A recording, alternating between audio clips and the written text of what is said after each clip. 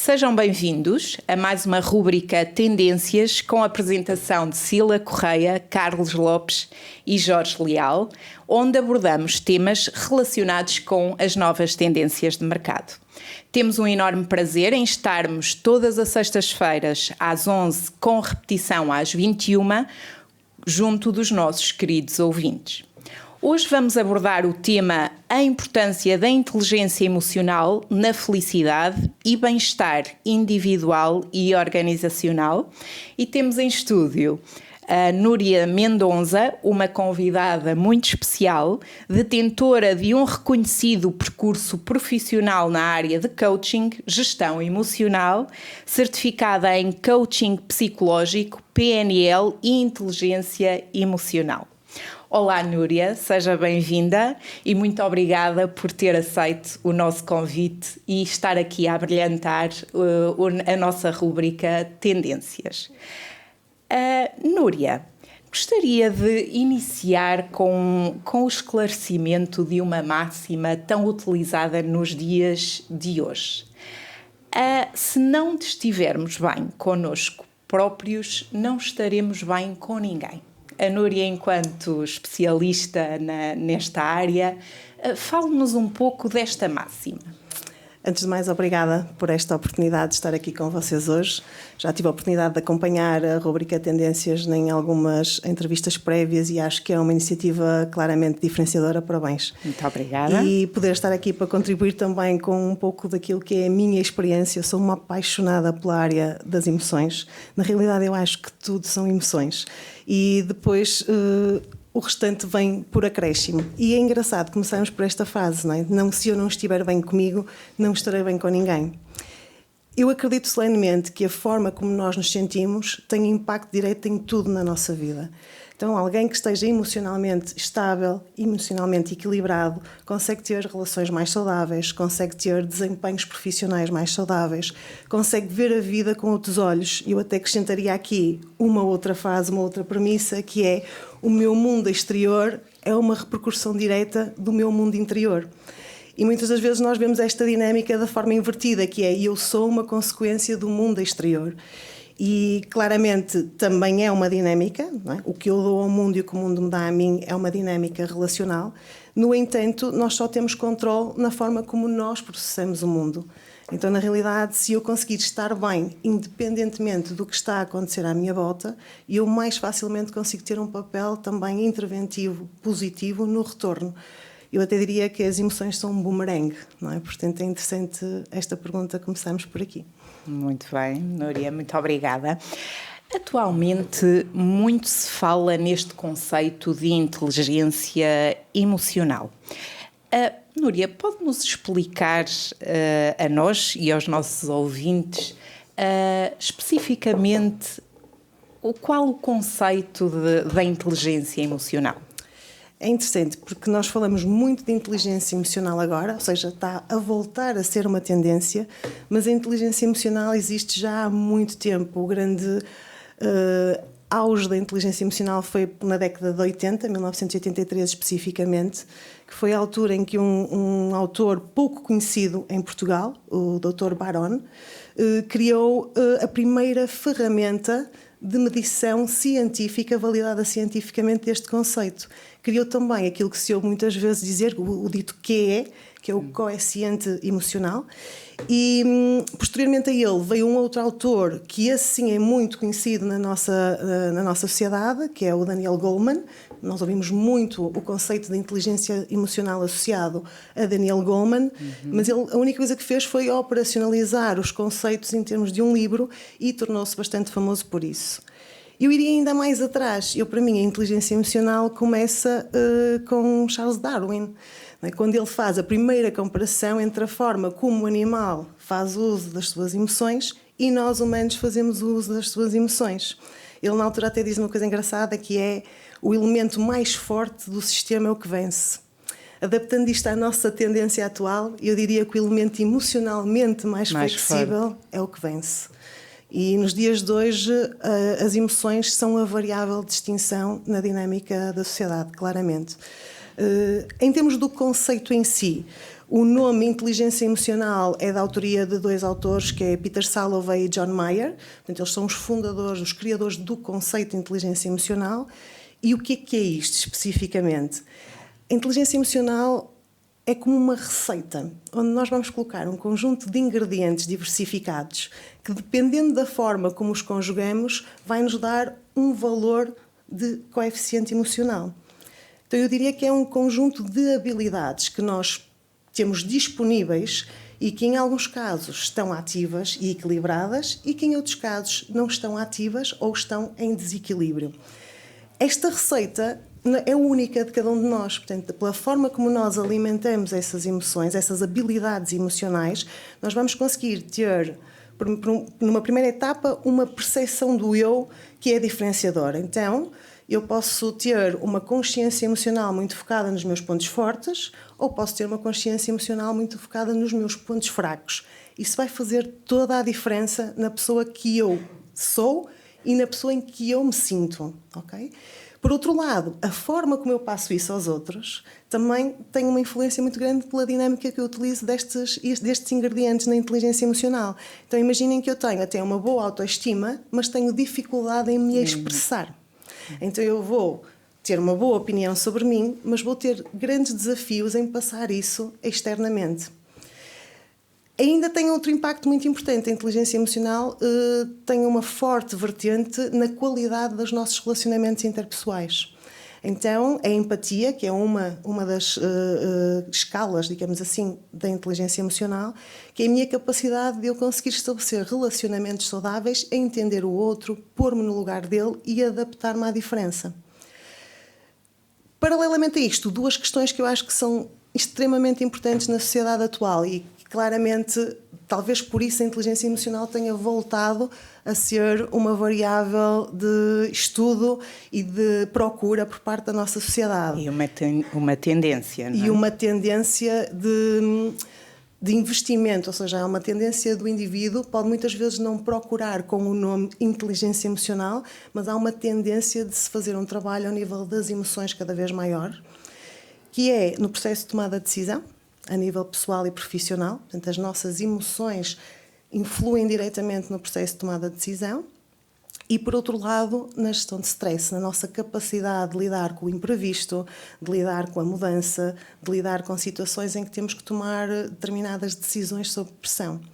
Portanto, inteligência emocional é isso, é a nossa capacidade de como eu me vejo, como eu me mostro, como eu utilizo as minhas competências emocionais no relacionamento interpessoal, como eu uso as minhas competências emocionais para tomar decisões saudáveis e, ao mesmo tempo, como eu faço uso delas para gerir situações de stress e de imprevisto. Muito bem, Núria.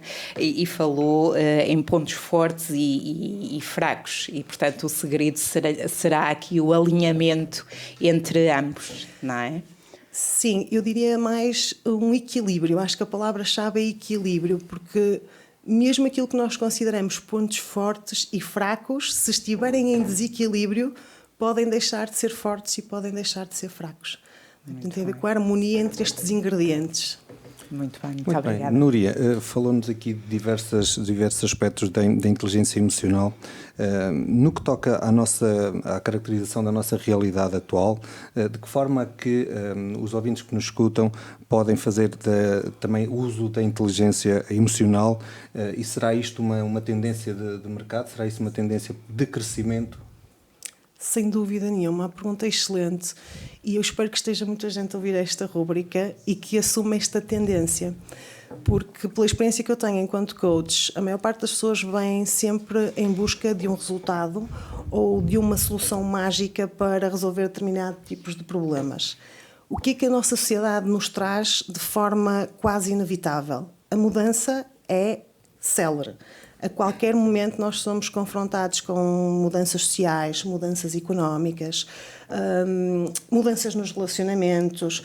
Tudo é muito dinâmico e muito imprevisível, não é? Cada vez mais nós temos dificuldade em tornar previsível os acontecimentos. Ao nível profissional, há claramente uma insegurança quase permanente. A própria rotatividade dos colaboradores implica que eu nunca saiba muito bem o dia da manhã. A criação de novas marcas, por exemplo, de novos conceitos. E tudo isso desafia as nossas emoções. Se estivermos emocionalmente equilibrados, aptos e dentro dos padrões normais que são tidos como valores de referência para uma inteligência emocional saudável, eu provavelmente terei aptidões e capacidade de lidar de forma eficaz e saudável com estas situações. Caso contrário, pode estar na causa disto, por exemplo, uma depressão, uma incapacidade, a sensação de incapacidade, a sensação de frustração, a sensação de desorientação, de falta de propósito, muitas das vezes surge não tanto pela situação em si, mas pela minha capacidade emocional de lidar com a situação. Por isso, para mim, e talvez por isso eu me tenha especializado na área do coaching, no coaching emocional, e eu acredito claramente que quando eu aprendo a gerir as minhas emoções de forma eficaz, conhecê-las e adaptá-las à realidade na qual eu vivo, eu claramente consigo ter melhores resultados. Portanto, grandes vantagens ao nível do desempenho profissional. Inclusive há estudos que comprovam que 23% a 45% da nossa taxa de desempenho aumenta quando nós estamos emocionalmente equilibrados. Portanto, isso é espetacular. Nós podemos saber que mesmo tendo uma boa qualidade de trabalho, podemos exponenciar isso. E ao nível das relações interpessoais também. Existe um maior nível de energia e portanto, os bem-estar, resultados... acima de tudo. Bem-estar, sim. não é? O bem-estar. Eu acho que a palavra crucial é bem-estar. Muito bem. Ou seja, neste clima de mudança em que vivemos, não é? Em que a insegurança parece emergir em todos, a toda a hora, dá para perceber que há aqui benefícios em usar esta receita para encontrar o tal equilíbrio emocional, não é? No entanto, o que ganha efetivamente no seu dia-a-dia ou no seu futuro uma pessoa que decide investir seriamente na formação nesta área, formação pessoal para a inteligência emocional? Okay. Uma das primeiras grandes conquistas é a tomada de consciência. Eu acho que a tendência da sociedade é criar seres em piloto automático. Portanto, muitas das pessoas vivem e se nós pararmos as pessoas e perguntarmos ok, quais foram as suas emoções mais presentes ao longo desta semana? Poucas são as pessoas que conseguem responder de forma imediata, porque vivem em piloto automático. Então a grande vantagem é uma tomada de consciência. Eu perceber o que estou a sentir, perceber porquê que eu estou a sentir, ter uma noção de quais são os estímulos ou as ocorrências externas e internas, porque nós também proporcionamos emoções através de estímulos internos do nosso pensamento, que despoletam determinados estados que não são desejados para mim. A segunda grande vantagem é ao nível da capacidade que a pessoa vai ter de lidar com situações que normalmente num estado emocional sem recursos não é viável. Vou dar um exemplo, eu tenho muito rápido que eu acho que vai justificar essa pergunta. Eu tenho um cliente que no outro dia contou uma história muito engraçada. Ele foi apanhar um avião para ir para fora e devido a questões climatéricas o avião dele não saiu. Ele ia fechar um negócio de grande volume financeiro. Portanto, a reação dele, uma vez que estamos a trabalhar, diria eu, não é? Aqui usando também os meus louros, foi manter a calma, mas a partilha interessante dele foi que à frente estava um senhor que foi indelicado com a senhora da companhia aérea, que utilizou um tom de voz agressivo, que falou e nem sequer deu a oportunidade a outra pessoa de falar, que se descontrolou completamente, portanto, uma pessoa com recursos emocionais pouco equilibrados e que a única coisa que ele conseguiu foi ir embora completamente frustrado. O meu cliente, por sua vez, chegou lá e, aplicando umas quantas estratégias que já tinha aprendido, respirou fundo, acalmou-se, elogiou o trabalho da senhora, pôs-se no lugar dela, compreendeu-a, conversou um pouco com ela, pediu-lhe auxílio para encontrar uma solução e, apesar de ter feito um voo, não de 8 horas como era previsto, mas de 19, ele chegou ao seu destino, porque ela deu-lhe apoio. Portanto, esta é a maior conquista, que é: tenho um desafio com alguém, eu vou saber lidar com ele de forma mais saudável. Tenho uma decisão difícil para tomar, eu vou conseguir fazê-lo sem me sentir mal com isso. Eu vou conhecer-me melhor, vou poder-me apresentar no meu melhor ao mundo. Podemos dizer que há então uma racionalização das emoções antes de agirmos sobre elas? Essa pergunta é muito gira e fez-me lembrar uma palavra que a minha sobrinha de 10 anos criou para explicar estes conceitos, que eu ensino isto às crianças também, que é: tia, estou a ter uma pensação, que é um pensamento com emoção. Com emoção, muito bem. Sim, QI, coeficiente de inteligência, e QE, que é coeficiente de emocionalidade, eles não são correlatos, ou seja, não há uma relação direta. Uma pessoa com um elevado QI pode não ter um elevado QE e vice-versa. Boas notícias. O QE é trabalhado, é estimulado. Então eu posso ter um baixo hoje e se me empenhar e fizer um trabalho de desenvolvimento de competências emocionais, eu provavelmente daqui a um ano volto a fazer uma avaliação do meu nível de inteligência emocional e eu posso ter elevado. O resultado será diferente. Não é? E a outra boa notícia é que ele cresce de forma exponencial até aos 40, portanto eu estou no auge da minha inteligência emocional. E posteriormente a isso não decresce se continuar a ser estimulado de forma significativa. Mas também não cresce. Depois, pronto, estabiliza. Estabiliza. Muito bem. Núria, a inteligência emocional é um dado inato ou adquirido?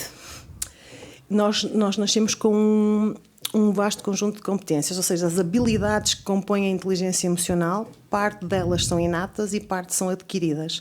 Até porque alguns dos ditos ingredientes da inteligência emocional dependem do nosso relacionamento interpessoal. Portanto, as relações interpessoais implicam um início de interação para começarem a surgir, mas as competências em si, elas são inatas e estão em potencial. Ou seja, todos temos um potencial enorme para ser emocionalmente inteligentes.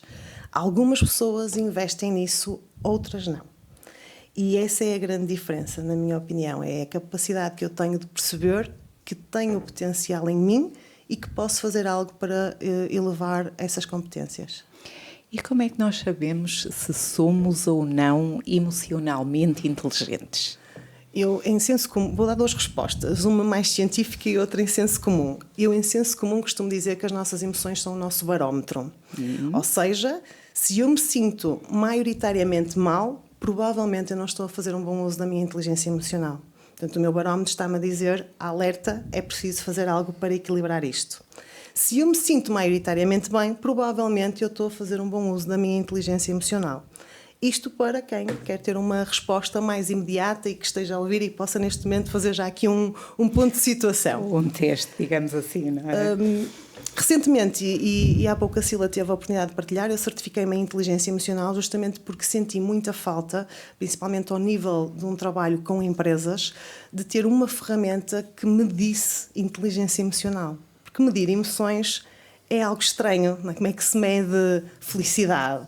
Como é que se mede bem-estar? Como é que se mede otimismo? É muito como é que subjetivo, não é? É extremamente subjetivo. E apesar de haver formas, elas não eram validadas cientificamente.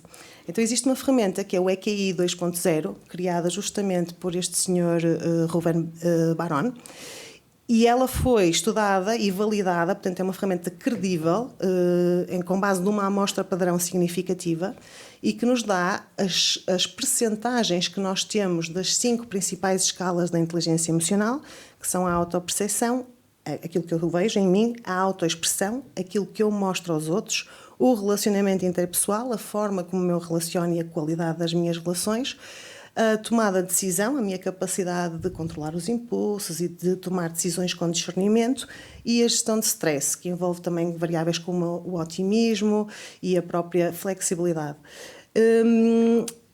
E perante estas 5 escalas existem mais 15 subescalas, portanto isto ainda vai a um pormenor maior de cada uma delas, e ele mede individualmente a percentagem que eu tenho dentro de uma escala padrão e uma média. Então eu consigo ver estatisticamente se estou dentro da média, acima ou abaixo.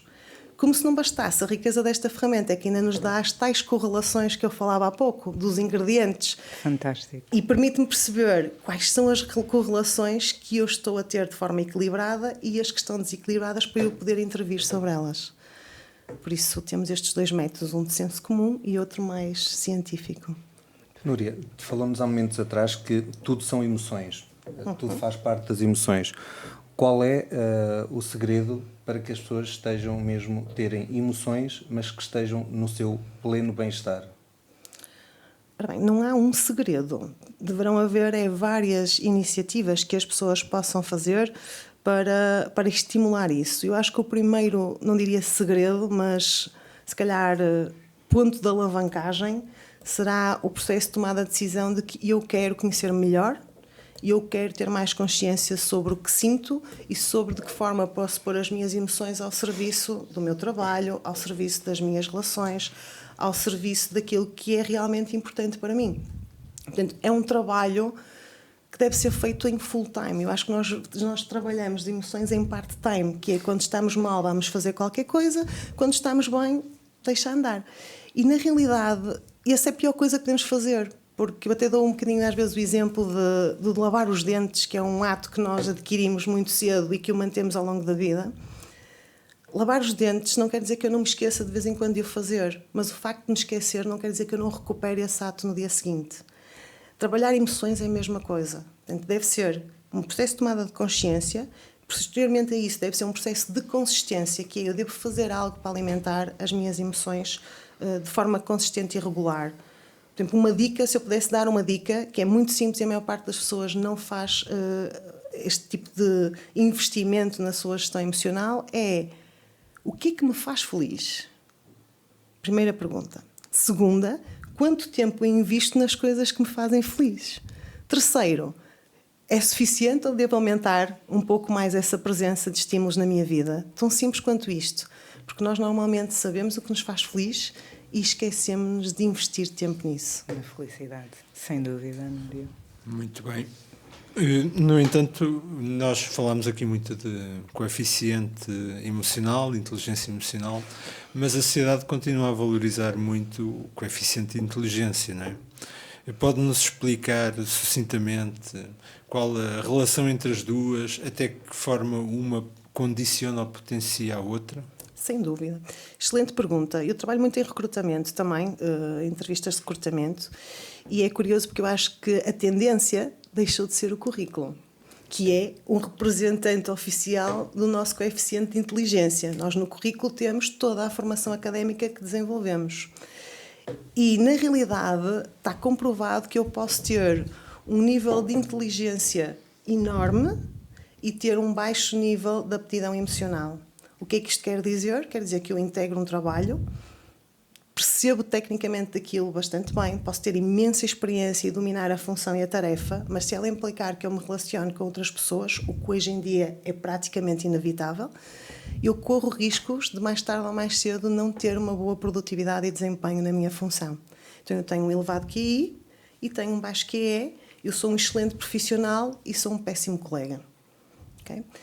Vamos ver ao contrário. Imagino que eu recruto não o currículo, mas a atitude de alguém perante uma entrevista de trabalho. Eu olho para aquela pessoa e penso: esta pessoa tem capacidade de se adaptar à mudança, esta pessoa é resiliente, esta pessoa é simpática e empática, ela tem uma boa energia, é otimista, está com vontade. Ok, mas olho para o currículo e as competências básicas não estão lá. O que está comprovado é que eu, com a atitude certa e com as emoções certas, eu vou buscar as competências. Então eu se calhar entro na empresa, tenho uma excelente relação interpessoal com os meus colegas, logo vou ter o apoio deles na integração. Provavelmente disponho alguma parte do meu tempo e invisto numa formação profissional, porque sei que com isso vou adquirir aquilo que necessito e que está em falta. Empenho no meu trabalho, coopero, peço ajuda, tomo boas decisões e provavelmente daqui a uns tempos sou promovido. Então aquilo que eu acredito é: as duas complementam-se. O ideal seria termos um excelente coeficiente de inteligência e um excelente coeficiente de emocionalidade. Portanto, o desafio é que o coeficiente de inteligência é estanque, nós não o podemos estimular. Portanto, ou tenho ou não tenho. Enquanto o resto, a atitude e as emoções, eu posso desenvolver, e sabendo que elas me podem levar à diferenciação nos dias de hoje, por que não? Não é? Eu acho que se tivesse que fazer uma aposta, faria mais rapidamente no empowerment das minhas emoções do que se calhar em cursos técnicos e académicos. Já agora, que emoções são essas que devemos alimentar no nosso dia-a-dia? Vou falar das emoções que consumam todo um processo de inteligência emocional. São 3. Eu rejo muito o meu bem-estar, ou melhor, a minha medição de emoções por 3 critérios. O primeiro é o bem-estar. E já agora, Núria, a título de conclusão, lançava o desafio para dar esses 3 conselhos aos nossos ouvintes. Então eu vou fazer ao contrário. Eu vou dizer para que é que servem os conselhos que eu vou dar. Então, se alguém que nos está a ouvir tem interesse em aumentar o seu desempenho profissional, em ser mais feliz, Eu acho que estas perguntas são redundantes, mas vou fazê-las na mesma. E, acima de tudo, aumentar o seu bem-estar de forma transversal nas várias áreas que compõem a sua vida. O que é que se pode fazer? Porque, para mim, estes são os indicadores. Sinto-me bem, sinto felicidade e tenho um bom desempenho profissional.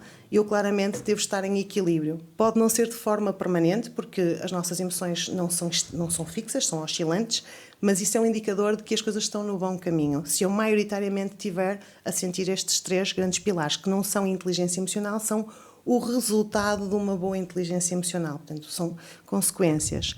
Então, a primeira coisa que eu sugeria, e que é simples, que é, peçam feedback. Porque se eu me quero conhecer a mim e quero perceber que impacto eu tenho na minha relação com os outros, às vezes a minha opinião não é a mais clara, é a mais distorcida. Então, peçam feedback, perguntem às pessoas com quem interagem, ok, quais são as minhas qualidades, quais são os meus defeitos? E não tenham medo de ouvir os defeitos, porque esses são os que vocês vão poder melhorar, não é? Isso aumenta o nível de consciência de forma exponencial. Posteriormente a isso, acho que seria interessante também, por exemplo, pensarmos em estratégias, uma vez que a nossa sociedade e a tendência atual é de pressão e de grande exigência aos vários níveis, ao nível pessoal e profissional, seria termos aqui uma espécie de kit de estratégias de autocontrole e relaxamento.